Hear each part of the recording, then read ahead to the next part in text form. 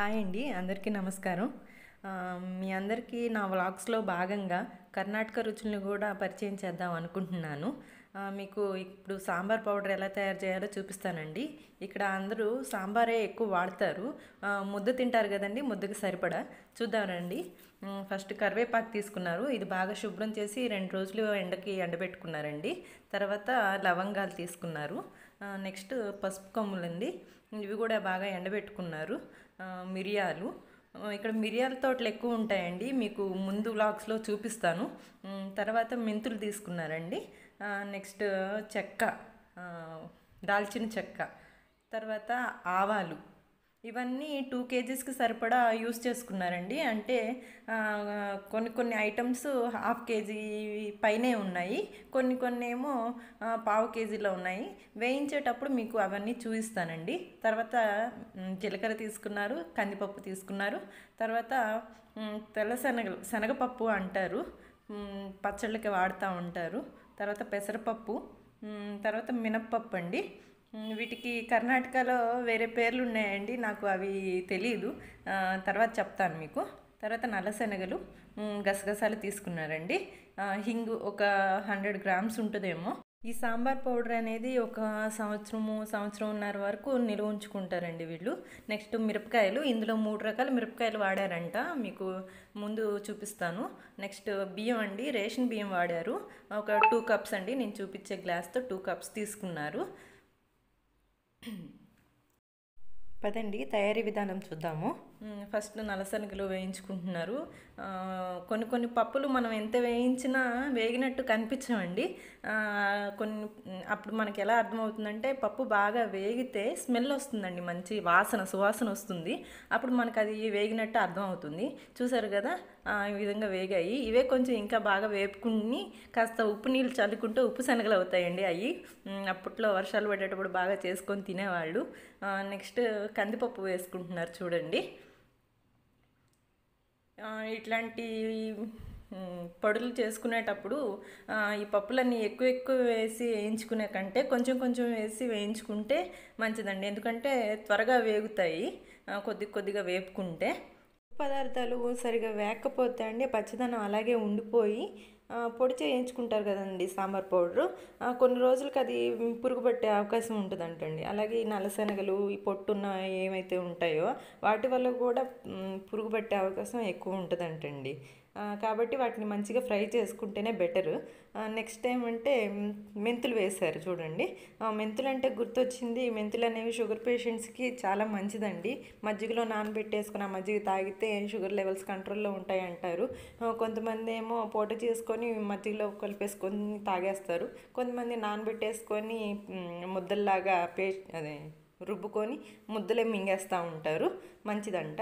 Next పెసరపప్పు అండి, వీటిని ఎసరు కాళ్ళు అంటారు. పొట్టు ఉంటేనేమో ఎసరు బేళే అంటారు, పొట్టు లేకపోతే ఎసరు కాళ్ళు అంటారు. దీన్నే మనము సాయపప్పు అని కూడా అంటాము. నెక్స్ట్ ఏం వేస్తున్నారో చూద్దాము.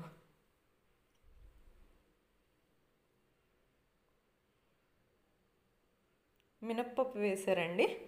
ఏ పప్పు అయినా వేసుకోవచ్చు, బద్దపప్పు అయినా వేసుకోవచ్చు, గుండు పప్పు అయినా వేసుకోవచ్చు. క్వాంటిటీస్ మీద డిపెండ్ అయి ఉంటుంది కదా అది కూడా. నాకు తెలిసి ఇవన్నీ ఆల్మోస్ట్ 500 గ్రామ్స్లోనే ఉన్నాయి. మినపప్పుని ఉద్దిన బేళ అంటారు. నెక్స్ట్ రైస్ వేసారండి, రేషన్ బియ్యమే. అవి వండుకొని తింటే బాగానే ఉంటాయి, కాకపోతే ఏంటంటే కొంతమందికి అలవాటు లేక తినరు. నెక్స్ట్ శనగపప్పు అండి, వీటిని ఉరుగడ్లే అంటారండి. మీకు గుర్తుందో లేదో, అప్పట్లో పల్లెటూరులో ఉండేవాళ్ళు సరుకుల కోసం పక్కూళ్ళకి వెళ్ళేవాళ్ళండి. అలా వెళ్ళినప్పుడు సరుకులతో పాటు తినడానికి బెల్లము, శనగలు కట్టించుకొని వచ్చేవాళ్ళు. అవే అప్పట్లో పప్పులు అనమాట. నెక్స్ట్ ఆవాలు వేశారు. ఆవాలు బాగా వేగాక పైకి ఎగిరిపోతూ ఉంటాయండి చిట్పట్లు ఆడుకుంటూ. నెక్స్ట్ జీలకర్ర వేస్తారనుకుంటా. జీలకర్ర వేశారండి. ఇది జీలకర్ర ఒక 1/2 కేజీ వరకు ఉంటుంది. 1/2 కేజీ కదండి, సారీ 1.5 కేజీ ఉంది. బాగా వేయించుకొని అన్నీ దాంట్లోకి ట్రాన్స్ఫర్ చేసేసుకుంటున్నారు. నెక్స్ట్ దాల్చిన చెక్క వేశారు. దాల్చిన చెక్క ఒక 10 రూపాయలది తీసుకొని వేశారండి. 10 రూపాయలకి ఎంత వస్తుందో మరి నాకు తెలీదు, ఐడియా లేదు. వీడియో బ్లర్ అయింది, ఏమనుకోకండి. నెక్స్ట్ లవంగాలు కూడా 10 రూపాయలవేనంటండి. చెప్పుకోవాలంటే ఒక 2-3 స్పూన్స్ అనుకోండి. నెక్స్ట్ మిరియాలు, మనము నాన్ వెజ్ కర్రీస్ వండుకునేటప్పుడు ధనియాల పొడి, జీలకర్ర పొడి, మిరియాల పొడి అన్నీ సపరేట్గా చేసి పెట్టుకుంటాం కదండి. వీళ్ళు అలా కాదు, అన్నిటికి కలిపి ఒకటే అనమాట. కారపొడి అనేది ఉండదు, మొత్తం అంతా సాంబార్ పొడే. ఇదే ఒక సంవత్సరంన్నర వరకు నిల్వ ఉంటుంది. మిరియాల చెట్లు అనేవి ఒక్క చెట్లకు అల్లుకొని ఉంటాయండి. ఇక్కడ మీకు ముందు వీడియోస్లో చూపిస్తాను ఖచ్చితంగా వాటిని, మిరియాల చెట్లు అనేవి ఎలా ఉంటాయో.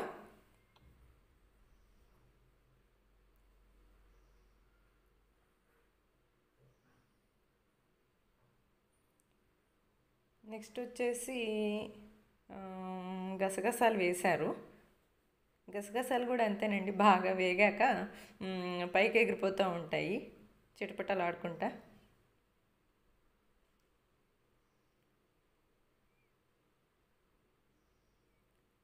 నెక్స్ట్ వచ్చేసి ధనియాలు దాదాపు ఒక 2 kgs వరకు వేసుకున్నారండి.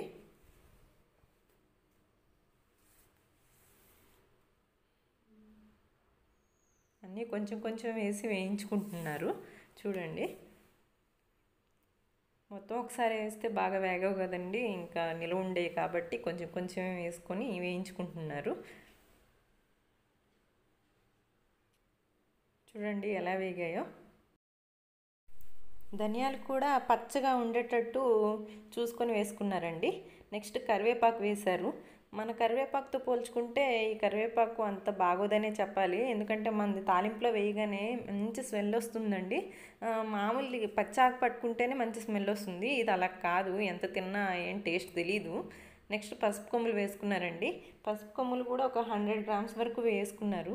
ఇవన్నీ ఒక 2 days 3 days నుంచి బాగా ఎండలో పెట్టుకొని ఏమైనా తడిదనం అనేది ఉంటే పోయి తర్వాత వీటిని ఇలా వేయించుకొని పొడికి ప్రిపేర్ చేసుకుంటారు.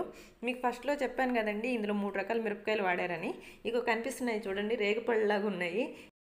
వీటిని బోరియా మిర్చి అంటారంటండి.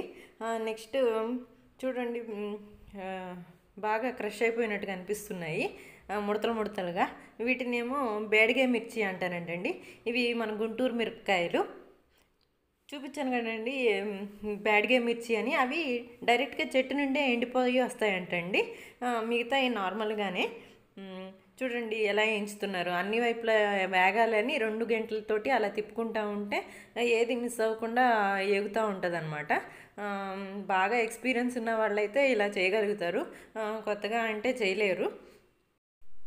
ఈ మిరపకాయలన్నీ బాగా వేగాక చల్లారబెట్టుకొని వీటన్నిటిని ఒక సంచిలో వేసుకొని ఒక రోకల బండతోటి బాగా దంచుతారండి. అంటే ముక్కలు అవ్వడానికి.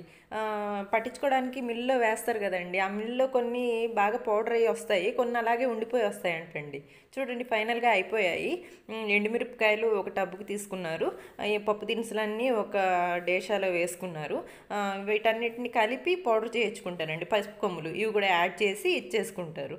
నెక్స్ట్ వీటిని మిల్లుకి తీసుకెళ్ళిన తర్వాత మిల్లులో వేస్తారు కదండి, లాస్ట్లో పౌడర్ అయిపోయి వాటన్నిటిని ఒక గిన్నెలోకి తీసుకునేటప్పుడు ఆ పౌడర్ని ఆ అంచులకి, ఆ మిల్లులో ఉన్నటువంటి అంచు ఏదైతే ఉంటుందో దానికి ఏమైనా అతుక్కుంటుందేమోనని ఒక 2 గ్లాసులు బియ్యం వేస్తారంటండి, అదంతా అతుక్కున్నదంతా వచ్చేయడానికి. మిల్లు నుంచి తెచ్చాక సాంబార్ పౌడర్ వేడిగా ఉంటుంది కాబట్టి ఇలాగ ఒక పట్ట మీద వేసుకొని చల్లారపరుచుకుంటారంటండి. ఆ చల్లారపరుచుకునేటప్పుడే ఆ వేడి మీద ఆ హింగ్ అనేది వేసేస్తారు, కరిగిపోయి దాంట్లో కలిసిపోతుందని. సో ఈ విధంగా తయారు చేసేసుకొని ఏదైనా ఒక క్యానులు లాంటివి ఉంటాయి కదండి, పెద్ద దాంట్లో స్టోర్ చేసుకుంటారు ఒక సంవత్సరంన్నర. చూపిస్తున్నాను చూడండి కలర్ ఎంత బాగుందో. ఇంతేనండి సాంబార్ పొడి తయారీ విధానం.